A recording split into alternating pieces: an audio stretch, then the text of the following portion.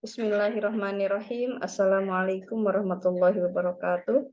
Alhamdulillahirabbil alamin wa bihi nasta'in wa ala umuri dunya waddin wa ala alihi washabihi ajmain amma ba'du.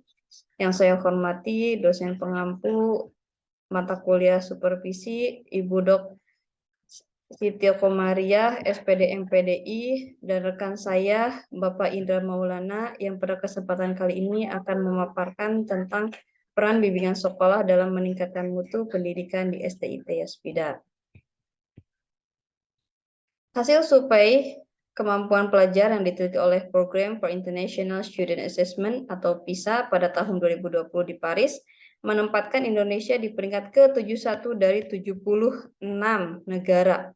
Data ini menjadikan posisi pendidikan Indonesia di peringkat 6 terbawah, masih jauh di bawah negara-negara tetangga seperti Malaysia dan Brunei Darussalam.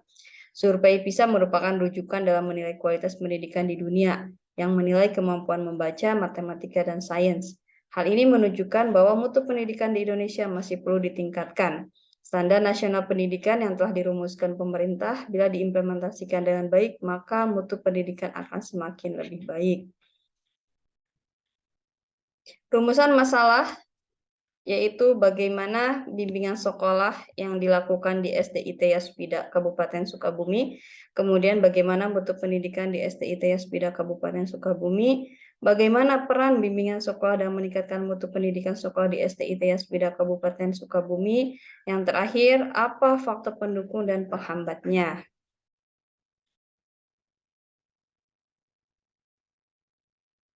Bimbingan sekolah yaitu pertama, sekolah adalah sistem interaksi sosial suatu organisasi keseluruhan terdiri atas interaksi pribadi terkait bersama dalam suatu hubungan organik atau menurut Subagio Atmodiwiro.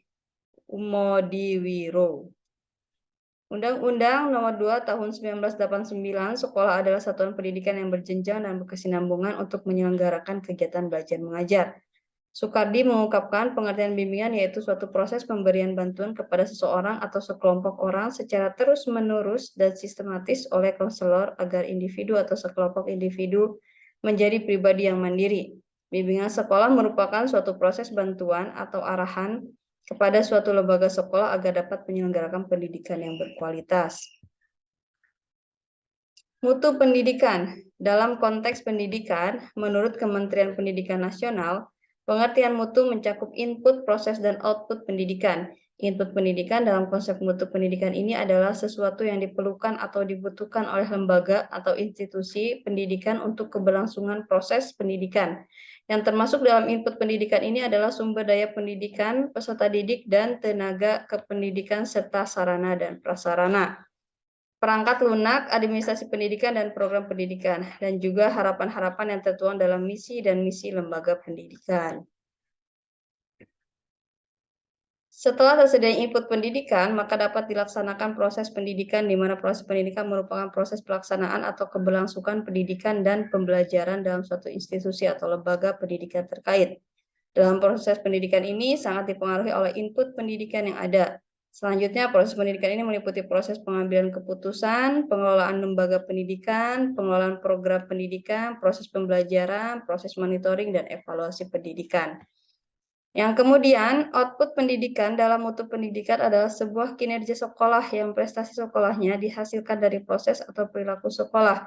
Kinerja sekolah suatu lembaga pendidikan dapat diukur dari kualitasnya, efektivitasnya, produktivitasnya, efisiensinya, inovasinya, kemudian kualitas kehidupan kerjanya, dan moral kerjanya. Metode penelitian yang digunakan yaitu kualitatif deskriptif dengan prosedur sumber data, prosedur dan pengambilan sumber data yaitu dengan wawancara, observasi, dan dokumentasi, teknik analisis data dengan reduksi data, penyajian data, kemudian diverifikasi atau kesimpulan. Uji keabsahan data dalam penelitian kualitatif meliputi uji kredibilitas, transferabilitas, dependabilitas, dan konfirmabilitas. Uji kredibilitas dengan melakukan triangulasi sumber dan teknik. Nah, kemudian selanjutnya akan dipaparkan oleh rekan saya kepada Bapak Indra Maulana, dipersilahkan. Terima kasih. Wassalamualaikum warahmatullahi wabarakatuh. Gambaran umum SDS ITS Bida Kabupaten Sukabumi. SD swasta Islam terpadu Yaspida berada di Kecamatan Kadudampit, Kabupaten Sukabumi, tepatnya berada di Jalan Parungseah nomor 43 kilometer 4 yang berdiri sejak tahun 2012 dengan nilai akreditasi teramat baik yaitu A.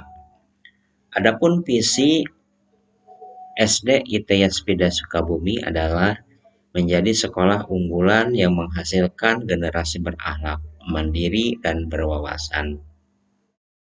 Misinya mengelola sistem pembelajaran yang integratif, interaksi, dan produktif, membiasakan kultur pembelajaran learner, kerja keras, dan kerja cerdas, memberikan pelayanan yang ramah, komunikatif, dan memuaskan, menyiapkan wadah yang kondusif untuk berprestasi, dan menyusun model pendidikan standar yang memiliki daya saing tinggi atau competitive powerful.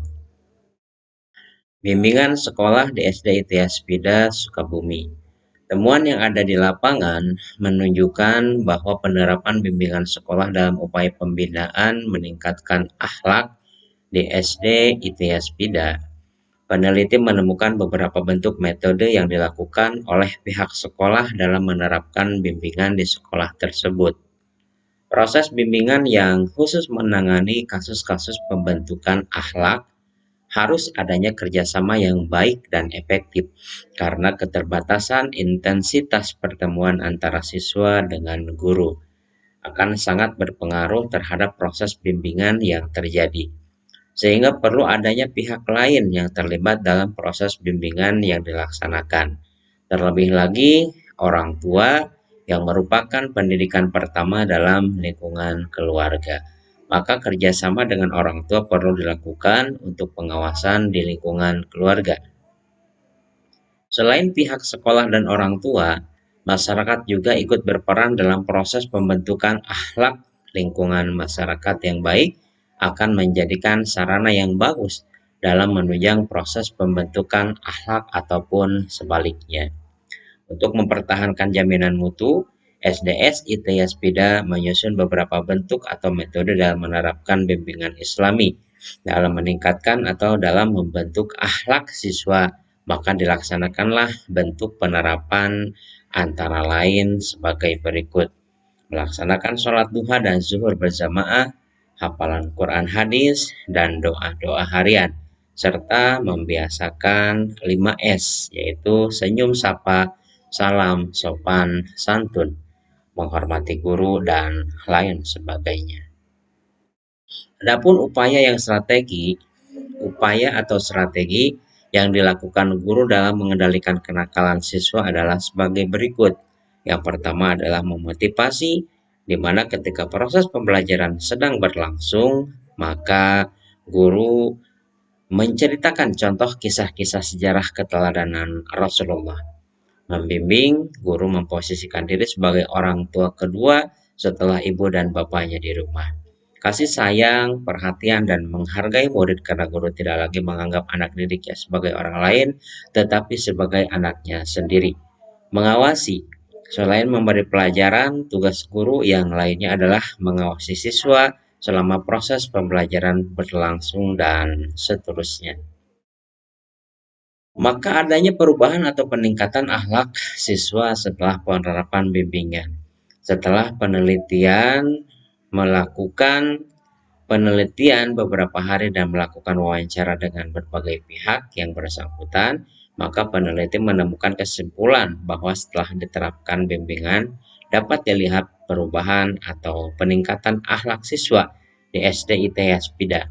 Maka peneliti dapat menyimpulkan bahwa setelah diterapkannya bimbingan terhadap siswa di SD ITS Bida ini terjadi peningkatan akhlak siswa dari yang sebelumnya nakal atau kurang baik menjadi siswa yang berakhlak dan lebih baik lagi. Sementara untuk faktor pendukung dan penghambat, Di antara faktor pendukung yaitu adanya dukungan dari wali kelas dan guru bidang studi serta seluruh warga dalam proses bimbingan. Wali kelas mengantisipasi setiap permasalahan di kelasnya masing-masing. Kerjasama berkesinambungan antara wali kelas dan guru bimbingan. Adapun siswa tertib menjalankan peraturan sekolah dan lain sebagainya. Sementara untuk beberapa hambatan diantaranya adalah alokasi waktu anak berinteraksi dengan orang tua sedikit, sehingga kedekatan antara anak dengan orang tua kurang. Ada sebagian anak yang kemauannya lemah dalam berubah. Adapun lingkungan pergaulan dan lingkungan keluarga yang kurang baik juga menjadi salah satu faktor penghambat. Kesimpulan, penerapan bimbingan di sekolah swasta Islam terpadu Yaspida Sukabumi dalam meningkatkan mutu pendidikan akhlak siswa. Temuan yang ada di lapangan menunjukkan bahwa penerapan bimbingan dalam pembinaan atau dalam meningkatkan akhlak siswa di SD ITS Yaspida ini, peneliti menemukan beberapa bentuk metode yang dilakukan oleh pihak sekolah dalam menerapkan bimbingan di sekolah tersebut. Penerapan dan pembinaan bimbingan dalam melaksanakan atau meningkatkan akhlak di sekolah ini. Adapun hambatan-hambatan dalam pelaksanaan penerapan bimbingan di SD ITS Bida meliputi ada sebagian anak yang kurang sekali kedekatan dengan orang tuanya, ada sebagian anak yang kemauannya lemah untuk berubah, kemudian lingkungan pergaulan dan lingkungan keluarga yang kurang harmonis atau kurang baik. Mungkin itu yang bisa kami sampaikan, kurang dan lebihnya mohon untuk dimaafkan. Terima kasih, semoga bermanfaat. Wassalamualaikum warahmatullahi wabarakatuh.